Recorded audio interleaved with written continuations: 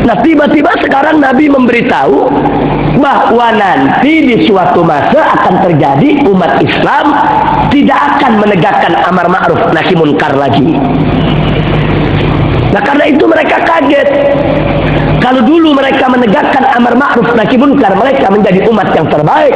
Lalu apa jadinya umat ini kalau tidak lagi menegakkan amar ma'ruf nahi munkar? Ini yang membuat para sahabat jadi terkejut.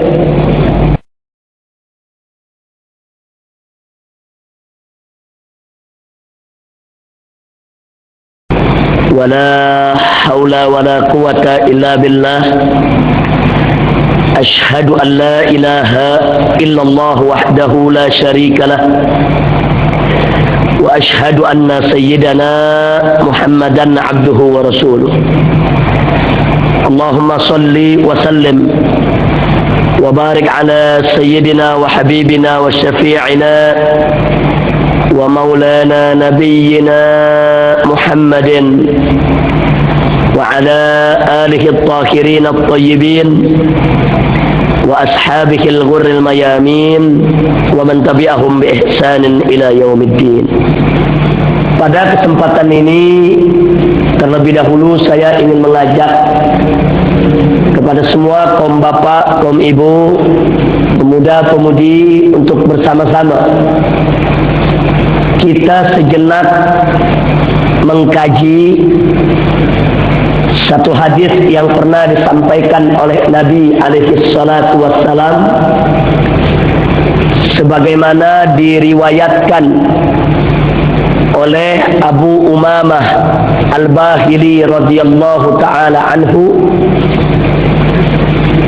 yang tertulis dan termaktub di dalam kitab Al-Musnad lil Imam Abu Ya'la rahimahullahu ta'ala wa ardah.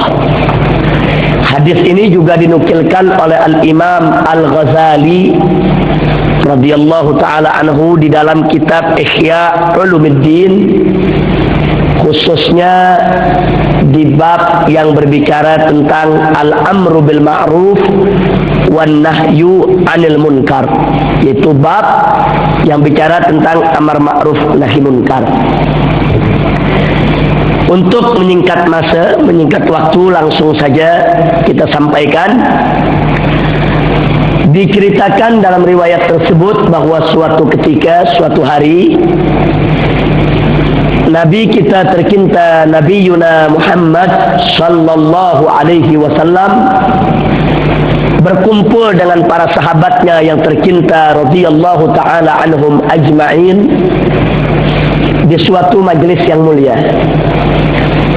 Kemudian Nabi mengajukan soalan, mengajukan pertanyaan kepada para sahabat yang hadir. Nabi mengatakan, "Kaifa antum idza taghat nisa'ukum wa fasaqa subbanukum wa taraktum jihadakum?" Kata Nabi, "Kaifa antum, bagaimana kamu sekalian jika di suatu hari nanti taghat nisa'ukum, perempuan-perempuanmu durhaka, wa fasaqa subbanukum, dan para pemuda-pemudimu durjana, wa taraktum jihadakum, dan kamu sendiri semuanya beramai-ramai meninggalkan kewajiban jihadmu." Meluncur pertanyaan ini dari Nabi ditujukan kepada para sahabat. Para sahabat yang mendengar pertanyaan tersebut terkejut, kaget.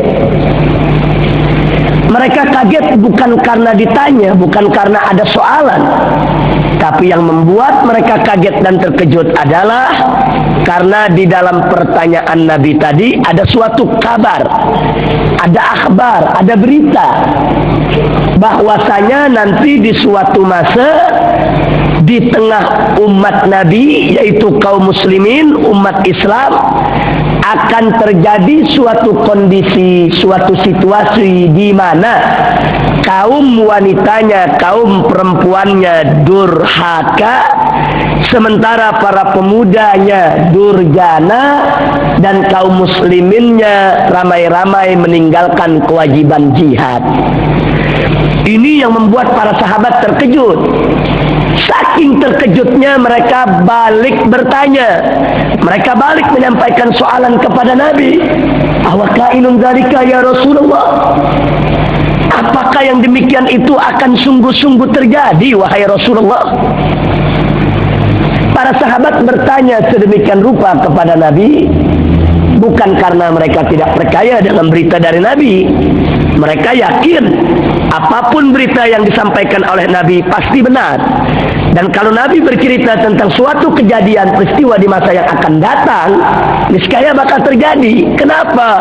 Karena Allah menyatakan dalam Al-Qur'anul Karim, "Wa ma yantiqu 'anil hawa in huwa illa wahyu yuha." Tidaklah Nabi Muhammad itu mengucapkan suatu kata, suatu ucapan dari hawa nafsunya, melainkan merupakan wahyu yang diwahyukan oleh Allah kepadanya. Jadi sabda Nabi adalah wahyu Allah, ucapan Nabi adalah wahyu dari Allah. Sehingga kalau Nabi memberitakan bahwa nanti akan terjadi begini, akan terjadi begitu, akan terjadi seperti ini dan seperti itu bukan ramalan Nabi, karena Nabi bukan tukang ramal. Itu bukan prediksi Nabi, karena Nabi bukan pengamat, bukan. Tapi itu adalah wahyu dari Allah, dan berita tersebut pasti benar. Nah, ini yang membuat para sahabat bertanya. Jadi bukan karena sahabat tidak percaya, mereka percaya, beriman bahwa Nabi beritanya pasti benar. Tapi mereka terkejut, kaget. Kok kondisi umat Islam seperti itu? Akhirnya Nabi menjawab. Kata Nabi, "Na'am, walladzi nafsi biyadihi wa asyaddu minhu sayakun." Ya, kata Nabi, yang demikian itu akan terjadi. Walladzi nafsi biyadihi, bahkan kata Nabi, beliau bersumpah demi zat yang jiwaku ada di tangannya, yang jiwaku ada dalam kekuasaannya, wa asyaddu minhu sayakun, nanti yang akan terjadi di tengah aku punya umat lebih teruk lagi dari itu, lebih buruk, lebih jelek, lebih bejat. Para sahabat makin kaget. Mereka bertanya kepada Nabi, "Wa ma asyaddu minhu ya Rasulullah?" Apa itu kondisi yang lebih teruk dari itu wahai Rasulullah? Nabi pun menjawab, kembali jawaban Nabi dengan soalan, dengan pertanyaan. Beliau jawab, kata Nabi, "Kaifa antum?" Bagaimana kamu sekalian, hei sahabatku, hei umatku, hei pengikutku, idza lam ta'muru bima'rufin wa lam tanhau 'an munkarin. Jika di suatu hari nanti engkau ini, hei umat Islam, tidak lagi menyerukan kemakrufan dan tidak lagi mencegah kemunkaran. Jadi kau tidak akan menegakkan amar ma'ruf nahi munkar, kata Nabi. Makin menjadi-jadi kagetnya para sahabat. Kenapa kaget dan terkejut mereka makin menjadi-jadi? Karena para sahabat Nabi dulu, sebelum mereka masuk Islam, mereka adalah ummatun jahiliyah. Mereka umat yang dalam kegelapan, dalam kebodohan. Mereka melakukan berbagai macam kemunkaran dan kemaksiatan. Tapi begitu mereka masuk ke dalam Islam, mereka berubah menjadi umat yang baik. Bahkan begitu mereka mendalami Islam, mereka berhasil tampil sebagai umat yang terbaik. Sampai-sampai Allah puji dalam Al-Quranul Karim, di mana Allah menyatakan, faqala ta'ala, kuntum khaira ummatin uhrijat linnas ta'muruna bil ma'rufi wa tanhauna 'anil munkar wa tu'minuna billah. Shadaqallahul azim. Allah puji dalam Al-Quran saat Allah menerangkan siapa itu sahabat Nabi, siapa itu generasi sahabat yang hidup di zaman Nabi. Allah menyatakan kuntum khaira ummatin, engkau sekalian adalah umat yang terbaik, umat yang paling baik, umat yang terbagus di antara umat-umat yang lain. Uhrijat linnas, yang dikeluarkan untuk umat manusia. Jika di suatu hari nanti engkau ini, hei umat Islam, tidak lagi menyerukan kemakrufan dan tidak lagi mencegah kemunkaran. Jadi kau tidak akan menegakkan amar ma'ruf nahi munkar, kata Nabi. Makin menjadi-jadi kagetnya para sahabat.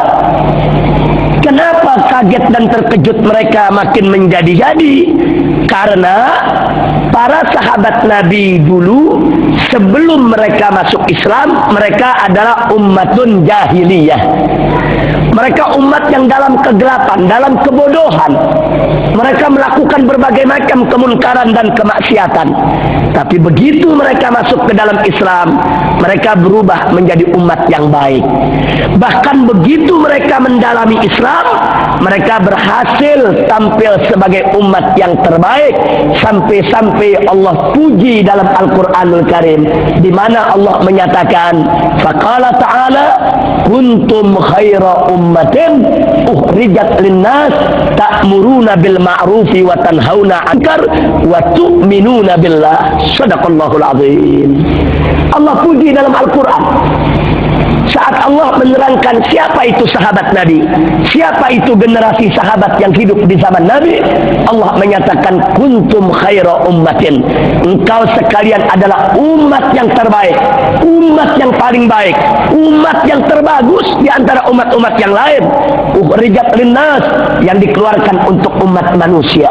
Jadi dari sekian banyak umat manusia, maka umat yang hidup di zaman Nabi menjadi sahabat Nabi yang berjuang untuk menegakkan Islam bersama Nabi masa itu, itulah umat yang terbaik.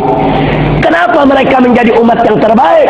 Allah nyatakan sifat mereka dalam Al-Quran, ta'muruna bil ma'rufi wa tanhauna 'anil munkar wa tu'minuna billah. Engkau menjadi umat yang terbaik karena engkau sekalian senantiasa selalu menyerukan kepada kemakrufan dan mencegah kemunkaran. Jadi para sahabat Nabi dulu, mereka menjadi umat yang terbaik karena mereka amar ma'ruf nahi munkar. Nah, tiba-tiba sekarang Nabi memberitahu bahwa nanti di suatu masa akan terjadi umat Islam tidak akan menegakkan amar ma'ruf nahi munkar lagi. Nah, karena itu mereka kaget. Kalau dulu mereka menegakkan amar ma'ruf nahi munkar, mereka menjadi umat yang terbaik. Lalu apa jadinya umat ini kalau tidak lagi menegakkan amar ma'ruf nahi munkar? Ini yang membuat para sahabat jadi terkejut. Nah, keterkejutan ini membuat mereka penasaran. Mereka semakin ingin tahu. Mereka bertanya lagi kepada Nabi, "Wa kainun dzalika ya Rasulullah?" Apa iya kondisi yang seperti itu akan terjadi? Umat akan begitu teruk kondisinya, keadaannya? Apa jawab Nabi alaihi salatu wassalam? Beliau menjawab, "Na'am, walladzi nafsi biyadihi wa asyaddu minhu sayakun." Ya, kata Nabi, memang begitu nanti aku punya umat. Bahkan demi Allah, beliau bersumpah, nanti umatku lebih jelek lagi, lebih teruk lagi, lebih buruk lagi, lebih rusak lagi dari itu. Makin terkejut lagi para sahabat, gemeter badan mereka mendengar itu. Ada kondisi lebih jelek dari itu, lebih teruk daripada tidak menegakkan amar ma'ruf nahi munkar. Mereka bertanya lagi kepada Nabi, "Wa ma asyaddu minhu ya Rasulullah?" Apa itu yang lebih buruk? Apa itu yang lebih teruk? Apa itu yang lebih jelek, wahai Rasulullah? Kondisi yang bagaimana? Nabi menjawab, "Kaifa antum?" Jadi jawaban Nabi kembali pakai soalan lagi. Kaifa antum? Bagaimana kamu sekalian? Hei umatku, hei sahabatku, hei pengikutku. Idza ra'aitumul munkara ma'rufa wal ma'rufa munkara. Jadi sekarang kata Nabi alaihi salatu wassalam, kaifa antum? Bagaimana kamu sekalian? Jika di suatu hari nanti kamu akan melihat dengan mata kepalamu sendiri bagaimana yang munkar itu disebut ma'ruf dan yang ma'ruf itu disebut munkar. Masya Allah. Jazakallah khair. Jazakallah khair. Jadi sekarang Nabi mengatakan, kaifa antum, bagaimana kamu? Idza ra'aitumul munkara ma'rufa wal ma'rufa munkara. Kalau di suatu hari nanti kau akan lihat dengan mata kepalamu sendiri, yang ma'ruf disebut munkar, yang munkar disebut ma'ruf, yang hak dikata batil, yang batil dikata hak, yang baik disebut buruk, yang buruk disebut baik. Bagaimana kamu, kata Nabi? Sahabat mendengar ini semua mereka sedih. Bahkan ada yang mulai menangis, ya ikhwan. Kok teruk betul kondisi kaum muslimin di masa yang akan datang. Sedih mereka. Tapi sungguh pun mereka sedih, mereka penasaran, bertanya lagi, mau tahu, semakin ingin tahu. Awakainun dalika ya Rasulullah. Apa iya kondisi umat Islam begitu jelek, begitu buruk, begitu rusak, wahai Rasulullah? Akhirnya Nabi menjawab persis seperti tadi jawabannya. Na'am. Walladzi nafsi biyadihi wa asyaddu minhu sayakun. Ya, ya. Memang nanti kondisinya begitu buruk. Bahkan demi zat yang jiwaku ada di tangannya, yang jiwaku ada dalam kekuasaannya. Demi Allah, Nabi bersumpah, nanti lebih jelek lagi, lebih rusak lagi kondisi aku punya umat. Inna lillahi wa inna ilaihi raji'un. Para sahabat nangis yang mendengar, saudara. Sedih mereka. Sedih. Kok umat yang akan datang begitu rupa keadaannya? Akhirnya mereka bertanya lagi kepada Nabi, awakainun dalika ya Rasulullah. Jadi makanya karena sedih mereka bertanya, apa begitu itu akan terjadi? Begitu Nabi menjawab, iya, itu akan terjadi. Bahkan kondisinya lebih teruk lagi. Mereka kembali lagi bertanya, wa ma asyaddu minhu ya Rasulullah. Apalagi kondisi yang lebih buruk dari itu, lebih teruk dari itu. Akhirnya Nabi mengatakan, kaifa antum idza amartum bil munkari wa nahaitum 'anil ma'ruf. Bagaimana kamu sekalian jika di suatu hari nanti engkau akan menyerukan kemunkaran dan akan mencegah kemakrufan? Masya Allah. Jadi Nabi mengatakan nanti di suatu hari akan terjadi umat Islam bukan menegakkan amar ma'ruf nahi munkar, tapi dibalik menjadi amar munkar nahi ma'ruf. Bukan menyerukan kemakrufan, tapi sebaliknya menyerukan kemunkaran. Bukan mencegah kemunkaran, tapi sebaliknya mencegah kemakrufan. Lemes para sahabat Nabi, nangis mereka semua.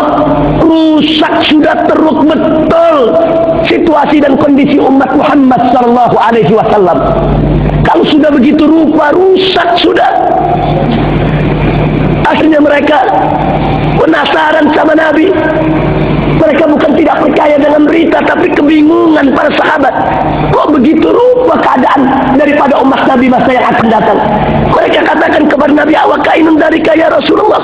Apa iya umat akan hancur-hancuran seperti itu, rusak-rusakan seperti itu? Akhirnya Nabi menjawab dengan jawaban pamungkas, jawaban yang terakhir, jawaban yang setelahnya para sahabat tidak bertanya lagi, ya ikhwan. Apa jawaban Nabi? Naam, walladzi nafsi biyadihi wa asyaddu minhu sayakun. Wallahu subhanahu wa ta'ala qala bi haliftu la utihanna lahum fitnatan yasiru fiha al-halimu hayran. Sadaqallah wa sadaqan nabi sallallahu alaihi wa alihi wa sahbihi wa sallama tasliman katsira. وبلغ الدعوة وأدى الأمانة ونصح الأمة وجاهد في سبيل الله حق جهاده. Jadi kata Nabi, ya nanti umatku akan begitu rusak, buruk, teruk. Dan demi Allah, kata Nabi, yang jiwaku ada di dalam kekuasaannya, bahwa nanti yang terjadi akan lebih jelek lagi dari itu, lebih rusak dari itu semua.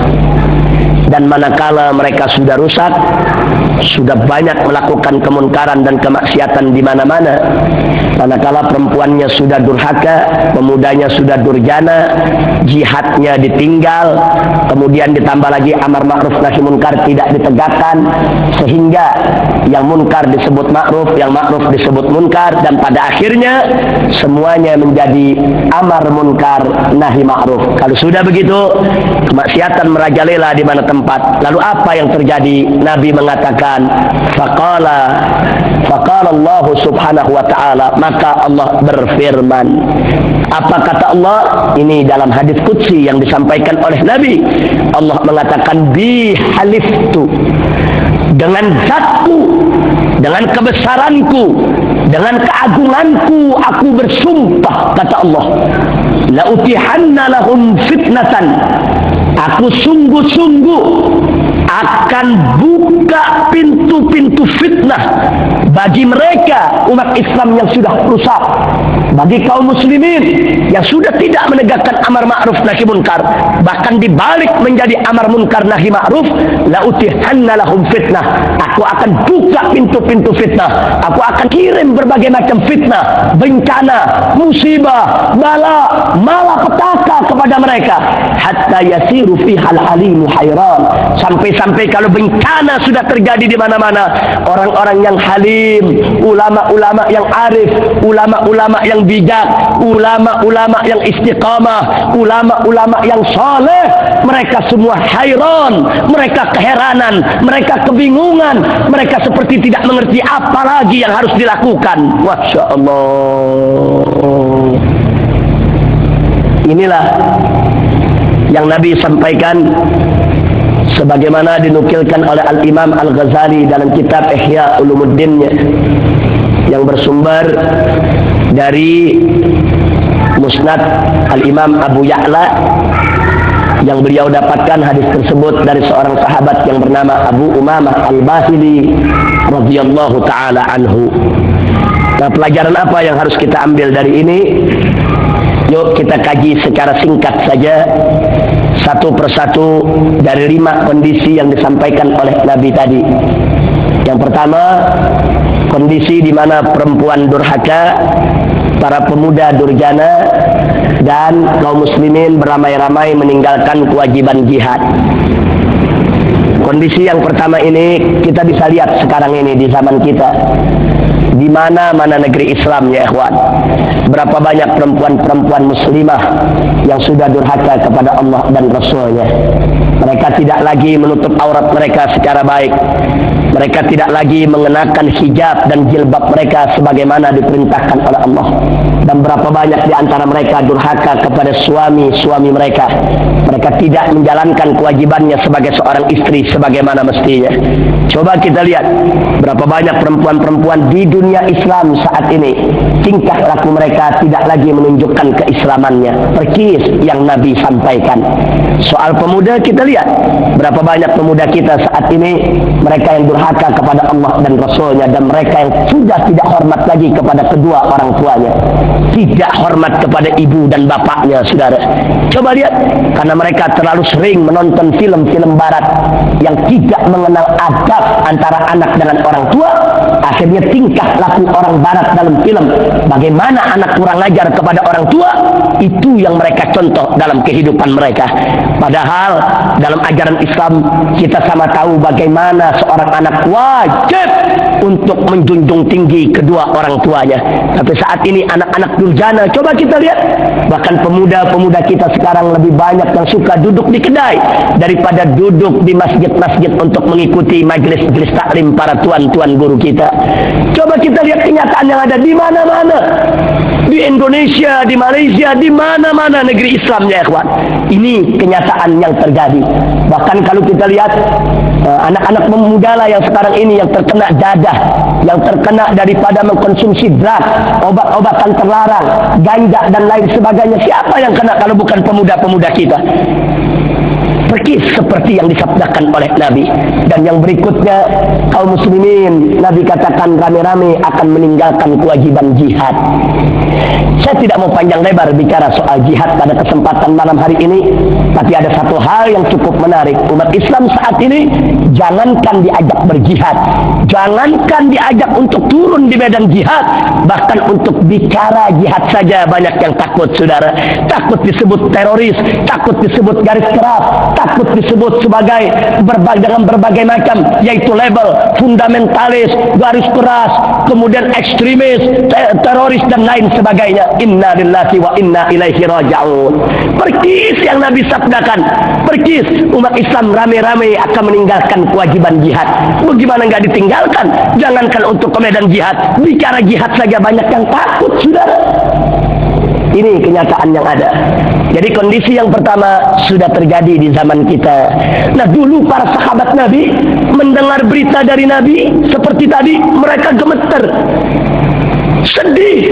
Nah, sekarang kita bukan dengar lagi, tapi mengalami, ya kawan. Kita sekarang ada di zamannya, bukan lagi dengar, tapi kita lihat dengan mata kepala kita. Kita dengar dengan kuping kita sendiri, bahkan kita mengalami hidup di tengah masyarakat kondisi yang dikabarkan oleh Nabi Muhammad sallallahu alaihi wasallam. Masya Allah. Nah, sekarang kondisi yang kedua, kondisi di mana umat tidak lagi menegakkan amar ma'ruf nahi munkar. Nah, sekarang kita nggak usah menyalahkan orang lain lah, kita introspeksi diri. Berapa banyak di antara kita di zaman sekarang ini yang suka mengatakan, yang penting saya sholat, yang penting saya zakat, yang penting saya puasa Ramadan, yang penting saya buat melaksanakan haji. Yang paling pokok adalah saya baik, saya ke masjid. Adapun tetangga di sebelah rumah mau berzina, adapun tetangga di sebelah kampung mau buka tempat pelacuran, adapun tetangga di seberang jalan sana mau membuka tempat bermabuk-mabukan, itu bukan urusan saya, itu urusan mereka dengan Allah. Dia sudah tidak peduli dengan kemunkaran yang ada di sekitarnya, sudah tidak peduli, tidak ada kepekaan terhadap kemaksiatan yang merajalela di sekitar kehidupannya. Inna lillahi wa inna ilaihi raji'un. Persis yang Nabi sampaikan. Nabi udah sabdakan, kasih tahu tuh, kau nanti nggak bakal tegakkan amar ma'ruf nahi munkar. Nah, sekarang yang ketiga, kondisi yang ketiga, akibat amar ma'ruf nahi munkar tidak ditegakkan, akhirnya akan datang suatu masa seperti yang tadi Nabi cerita, yang munkar disebut ma'ruf, yang ma'ruf disebut munkar. Sekarang terjadi, saya kasih contoh di Indonesia, ulama disebut teroris, tapi koruptor itu disebut pahlawan. Ulama ditangkap, dimasukkan ke dalam jail, ke dalam penjara. Tapi bandar-bandar judi, mereka-mereka yang melakukan berbagai macam kemunkaran, sampai mereka-mereka yang korupsi, mereka merajalela. Mereka tetap hidup tenang, santai, bisa bergembira, bisa seronok kemana tempat, tidak di jail. Jangankan mereka di penjara, diperiksa pun tidak. Masya Allah. Perkis yang Nabi sampaikan. Nanti yang munkar disebut ma'ruf, yang ma'ruf disebut munkar. Jadi ulama disebut teroris, penjahat disebut pahlawan. Masya Allah. Oh, kalau kita mau kupas banyak contohnya. Nah, sekarang pelacuran ada di mana-mana. Kita protes. Nanti ada orang mengatakan itu bukan pelacuran, itu bukan zina. Lalu apa? Oh, itu upaya cari nafkah. Salah ya. Kan pelacuran kalau disebut zina munkar itu.